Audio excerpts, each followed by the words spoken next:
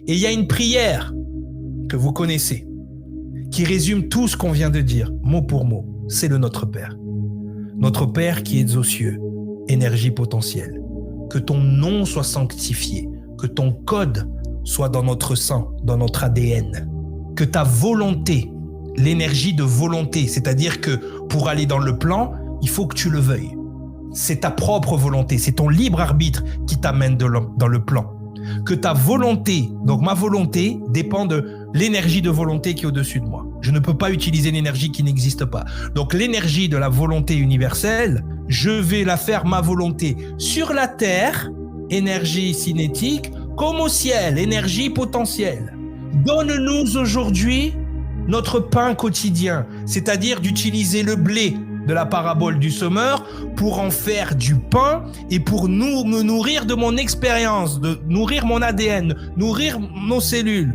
Ne me soumets pas à la tentation, c'est tout ce qui va sortir de mon plan, mais délivre-nous du mal, et ainsi de suite. Tu vois, je peux te prendre cette prière et en fait, je t'en fais le détail de l'astrophysique, de la génétique et de la neuroscience qui est liée. Ne me soumets pas à la tentation, ne m'amène pas vers l'ego, moi qui suis double d'esprit. Tu viens de recouper aussi tout ce qu'on a dit en amont. Et là, quand tu prends cette prière, elle résume toutes les clés de lecture en un coup. Donc en fait, cette prière, c'est quoi? C'est pas je prie le petit Jésus parce que j'ai envie d'être sage. Non. C'est en fait, je me reconnecte au plan originel qui existe à travers la physique quantique, la physique théorique et unifiée, à travers les neurosciences et à travers la génétique. Le blé, le pain que je crée, c'est la grâce que je crée à travers mes gènes. D'ailleurs, notre brin d'ADN ressemble à un brin de blé. On va finir sur une question. Parmi tous les religieux qui citent cette prière, qui récitent cette prière, combien sont conscients? Si tu pouvais donner un pourcentage de tout ce que tu viens de dire. Là? De ce que je viens de dire là? Là? Ce que je viens de dire là maintenant là? Ouais. Oh, 0,5. Ah ouais. 0,5, dans les 0,5, il y a nous trois. Hein. Tu vois ce que je veux dire? Non, en vrai, regarde, c'est toujours pareil. J'ai pris les bonnes lunettes pour comprendre ces textes-là, et du coup, la prière fait tout son sens. Maintenant, c'est quoi une prière? C'est quoi ce que nous, les religieux ont appelé prière? Quand tu regardes le Notre Père, là, ce que je viens de te dire, c'est pas chrétien, c'est égyptien. Ouais. Là, il faut remettre l'église au milieu du village, c'est que Jésus, quand il dit ça au Mont des Oliviers aux gens là, après son sermon, voilà comment vous devez prier.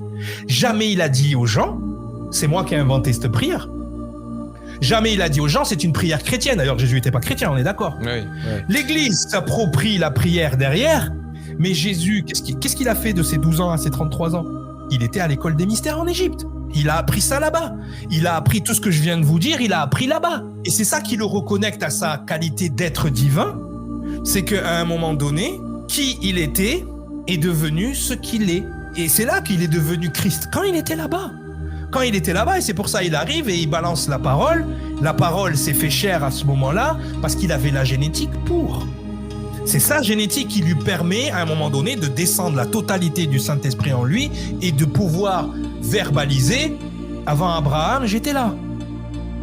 Là, les pharisiens pètent un câble, la plupart des gens qui comprennent pas la phrase. Ça veut dire la filiation. C'est quoi être fils de Dieu? Là, je vous renvoie vers mes cours de Christologie, mais la filiation, même tu la retrouves dans le livre du Rancière, a commencé à expliquer en détail, la filiation, c'est de la physique quantique. Qui a vu le Fils, a vu le Père. Qui a vu le Père, a vu le Fils. Ce qui est en haut est comme ce qui est en bas. Quelle est la phrase littérale? Et ça, tu dois comprendre les phrases de Jésus. Il dit, je ne suis pas venu amener la paix, je suis venu amener l'épée. Quel est le mot littéral angélique qui veut dire qui a vu le Fils, a vu le Père? Michael, l'épée. Tu comprends? Donc, tu ne peux pas analyser ces textes-là sans avoir en ligne de mire tous ces paramètres-là, si tu veux. Donc, effectivement, quand tu mets ces lunettes-là et que tu regardes les textes, ils ont tout un sens. Et là, tu vois tous les niveaux de lecture. Tu vois le niveau de lecture historique, tu vois le niveau de lecture, ce qu'on va appeler scientifique, tu vois le niveau de lecture métaphysique, et derrière, tu vois la personne qui a écrit le bordel. Parce que la personne qui a écrit le bordel, elle a encodé le truc numériquement, phonétiquement et symboliquement. Et tout ça en faisant une histoire cohérente. Gamberge. Et nous, on est là, on fait les malins, on pense qu'on comprend le truc. On comprend et en parabole, même pas, en plus. On comprend même pas. Ouais, exactement, symbologique. On comprend même pas comment le gars, il a pu écrire ça et d'avoir. Et c'est ça, tu te dis, il y a plus de, je sais plus, il y a plus de 40 auteurs sur 1500 ans. Et tu te dis, chaque auteur, donc, qui a reçu l'information, quand tu vois les points de convergence entre les textes, entre les mots, parce que chaque mot a une valeur numérique et tous les mots qui sont des synonymes ou qui ont un rapport avec ce mot ont la même valeur numérique. Sur 1500 ans, frère.